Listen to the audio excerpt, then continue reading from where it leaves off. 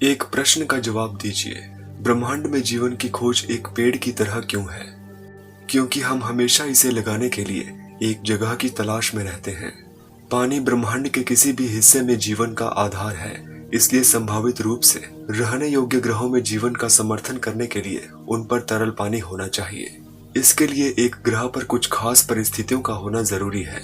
ग्रह को तारे के रहने योग्य क्षेत्र में होना चाहिए और फिर तापमान और ग्रह की सतह पर वायुमंडलीय दबाव सरल जीवन को विकसित करने के लिए उपयुक्त होगा। अगर प्लेनेट अपने तारे से थोड़ा सा भी ज्यादा करीब हुआ तो पानी भाप बन जाएगा, जिससे महासागरों और समुद्रों के बनने का कोई मौका नहीं होगा। यही वीनस ग्रह के साथ हुआ। इसका आकार और द्रव्यमान पृथ्वी के समान है, लेकिन यह सूर्य के बहुत करीब है, जिससे इसकी सतह पर कोई जीवन मौजूद नहीं है। यदि प्लेनेट अपने तारे से बहुत दूर हुआ तो ग्रह बहुत ठंडा हो जाएगा, जहां पानी केवल सतह पर बर्फ के रूप में मौजूद हो सकता है। नेपच्यून इसका एक उदाहरण है। इसके अलावा ग्रह ठोस होना चाहिए और एक वातावरण भी जो इसे सोलर रेडिएशन से बचा सके और जीवित जीवों को सांस लेने की अनुमति दे सके। हमारी आकाशगंगा में अकेले अनगिनत तारे हैं। इनमें से हर एक तारे के पास एक ग्रह हो सकता है, जिसे हम एक्सोप्लैनेट कहते हैं, और उनमें से कुछ रहने योग्य क्षेत्र में भी हो सकते हैं, जहां जीवन के लिए सब कुछ है। 4500 ज्ञात एक्सोप्लैनेट्स की सूची से वैज्ञानिकों ने 24 ग्रहों की पहचान की है जो रहने योग्य हो सकते हैं। ये कुछ ऐसे प्लैनेट्स हैं जो पृथ्वी से भी ज्यादा जीवन के अस्तित्व और विकास के लिए अनुकूल हैं। इस तरह के ग्रह पृथ्वी से 2 गुने बड़े होने चाहिए, और बड़े आकार का मतलब है मजबूत गुरुत्वाकर्षण और एक डेंस और गर्म वातावरण, जिससे यह ग्रह पर सभी जीवों की अधिक डायवर्सिटी सुनिश्चित करेगा। इसके अलावा इन ग्रहों के होस्ट स्टार भी सही स्थिति में होने चाहिए, जिनके चारों ओर ये ग्रह परिक्रमा करते हैं। आदर्श रूप से ऐसे ग्रह अपने सूरज से छोटे होने चाहिए, जिसका जीवन काल कम से कम 15 से 30 बिलियन साल का हो। हमारे सूर्य का जीवन काल कुछ 10 बिलियन वर्ष से कम है, और यहाँ पृथ्वी पर जटिल जीवन पैदा होने में करीब 4 बिलियन वर्षों का समय लगा है। सूरज जैसे तारों का ईंधन अपने ग्रह पर जीवन विकसित होने से पहले समाप्त नहीं हो सकता।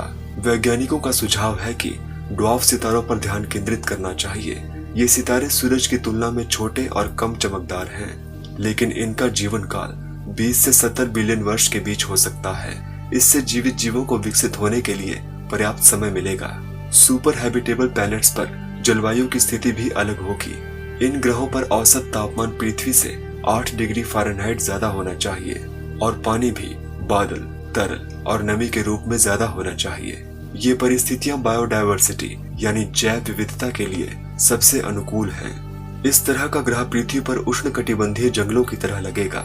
ये सभी 24 ग्रह जो रहने के लिए पृथ्वी से भी ज्यादा अनुकूल माने जा रहे हैं, हमसे लगभग 100 प्रकाश वर्ष दूर हैं, और टेलीस्कोप्स की नई जनरेशन के आगमन के साथ हम शायद यह पता लगा पाएंगे कि क्या वहां जीवन है और क्या वहां मनुष्यों के लिए स्थितियां अनुकूल भी हैं। चलिए इन रहने योग्य ग्रहों पर नजर डालते हैं। टी गार्डन बी, यह एक एक्सोप्लैनेट है जो सौरमंडल से लगभग 12 प्रकाश वर्ष दूर एक रेड ड्वार्फ तारे की परिक्रमा करता है।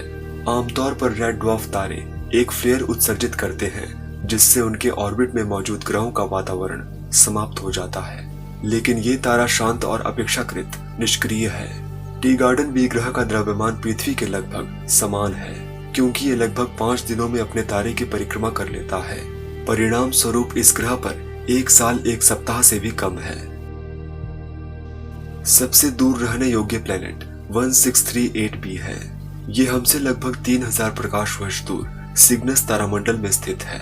यह सुपर अर्थ ग्रहों की कैटेगरी से 2 गुना चौड़ा है और हमारे ग्रह पृथ्वी से 4 गुना भारी है। इस ग्रह पर गुरुत्वाकर्षण बहुत मजबूत है। इस ग्रह पर हमारे लिए सामान्य रूप से कूदना भी बहुत कठिन होगा। हालांकि यदि इस ग्रह पर वास्तव में जीवन है तो स्थानीय जीवन ऐसी स्थितियों के आदी होगा। LHS 1140b, ये ग्रह बहुत चट्टानी और ठोस है। इसका आकार पृथ्वी से 7 गुना है। इस ग्रह का गुरुत्वाकर्षण 3.25 G है। उदाहरण के लिए जब हम एक हवाई जहाज में बैठेंगे तो हमें लगभग 1.5 G का ज्यादा भार अनुभव होगा। तो इस ग्रह पर हम बमुश्किल अपने पैरों पर खड़े हो पाएंगे। इसके द्रव्यमान के कारण इस ग्रह का वायुमंडल बहुत मोटा है, और ग्रीन हाउस इफेक्ट के कारण इसका तापमान 19 डिग्री फ़ारेनहाइट से अधिक हो सकता है। ये अपने तारे के चारों ओर बहुत तेजी से घूमता है और यह केवल 24 दिनों में अपने तारे का एक चक्कर पूरा कर लेता है।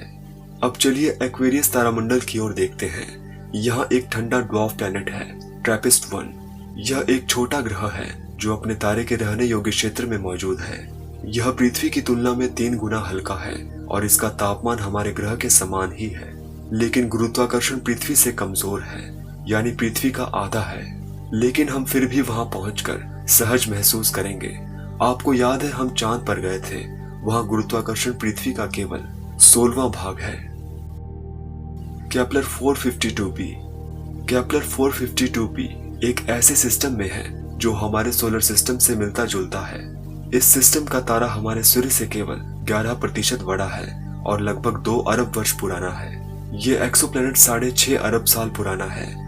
इसकी तुलना में हमारी पृथ्वी 4.5 अरब साल पुरानी है, लेकिन ये दोनों ग्रह एक दूसरे से बहुत दूर हैं। यदि हम न्यू हॉराइजन स्पेसक्राफ्ट की गति से यात्रा करते हैं तो हमें इस ग्रह तक पहुंचने में लगभग 26 मिलियन साल लगेंगे। ये ग्रह हमारी पृथ्वी के सबसे करीब है, प्रोक्सिमा सेंटोरी बी। ये ग्रह रेड ड्वार्फ प्रोक्सिमा सेंटोरी की परिक्रमा करता है, जो सूर्य के सबसे निकटतम तारा है। ये ग्रह हमसे सिर्फ 4.2 प्रकाश वर्ष दूर है। इसका आकार और द्रव्यमान पृथ्वी से बहुत मिलता जुलता है। इसकी शायद नेपच्यून जैसी बर्फीली संरचना है। सूर्य के बाद प्रोक्सिमा सेंटोरी हमारे सबसे करीबी तारा है। हम इसे नग्न आंखों से नहीं देख सकते क्योंकि ये बहुत मंद है। तो ऐसे ही 24 ग्रह और हैं जिन्हें वैज्ञानिकों ने हाल ही में खोजा है और पाया है कि ये अपने तारे के रहने योग्य क्षेत्र में है और सैद्धांतिक रूप से हम इन्हें कॉलोनाइज भी कर सकते हैं और भविष्य में मानव जीवन के लिए उपयुक्त भी बना सकते हैं। लेकिन यहाँ हमें एक बड़ी समस्या को हल करना होगा। यहाँ तक कि सबसे निकटतम एक्सोप्लैनेट भी हमारे लिए बहुत दूर है। आज हमारे आधुनिक रॉकेट ध्वनि की गति से भी 5 गुना अधिक गति से उड़ सकते हैं और यहाँ तक कि इस गति से भी हमें प्रोक्सिमा सेंटोरी तक पहुंचने में 1 लाख से ज्यादा साल लगेंगे। हमें इन ग्रहों में से किसी एक पर यात्रा करने के लिए एक बहुत तेज अंतरिक्ष यान की आवश्यकता है और शायद वैज्ञानिकों के पास इसका जवाब है वार्प ड्राइव। ये एक ऐसी टेक्नोलॉजी है जो हमें अंतरिक्ष और समय में हेरफेर करने की अनुमति देती है। यह एक प्रकार का बुलबुला बनाती है जिसमें गति के सामान्य नियम काम नहीं करते, इसलिए अंतरिक्ष यान प्रकाश की गति को महत्वपूर्ण रूप से पार करने में सक्षम होगा। और ये कोई वैज्ञानिक कल्पना नहीं है, मानवता के पास ऐसी तकनीक है, हालांकि अभी सिर्फ थ्योरी तक ही सीमित है। इसका नाम है एक्यूबियर वार्प ड्राइव। चूंकि द्रव्यमान वाली कोई भी वस्तु प्रकाश की गति से यात्रा नहीं कर सकती, इसलिए हमें एक ट्रिक लगानी होगी। अंतरिक्ष यान को अपने सामने के अंतरिक्ष को कंप्रेस करके आगे बढ़ना होगा और पीछे की ओर इसका विस्तार करना होगा। इस प्रकार न केवल अंतरिक्ष यान मूव कर रहा है, बल्कि इस वार्प ड्राइव बबल के अंदर का स्पेस टाइम भी, और अधिकतम गति प्रकाश के 10 गुना तक हो सकती है। लेकिन स्पेस टाइम को वार्प करने के लिए अंतरिक्ष यान को अविश्वसनीय रूप से बड़ा होना होगा और इसे पावर देने के लिए पूरे जुपिटर प्लैनेट द्वारा जनरेट की जाने वाली ऊर्जा की मात्रा की आवश्यकता होगी। अभी नासा के जेट प्रोपल्शन लैब की हाल ही की गणना से पता चला है कि अंतरिक्ष यान के चारों ओर की रिंग जो वार्प फील्ड बनाएगी पूरी तरह से गोल नहीं होनी चाहिए। यह पहले भी विचार किया गया था कि यह एक डोनट के आकार का हो सकता है। यह आकार डिजाइन और निर्माण को बहुत सरल करेगा और एक वॉयेजर 1 के आकार के अंतरिक्ष यान पर इस टेक्नोलॉजी के परीक्षण को संभव बना देगा। भले ही ये अभी भी असंभव लगता है, लेकिन वैज्ञानिक कहते हैं कि उम्मीद है।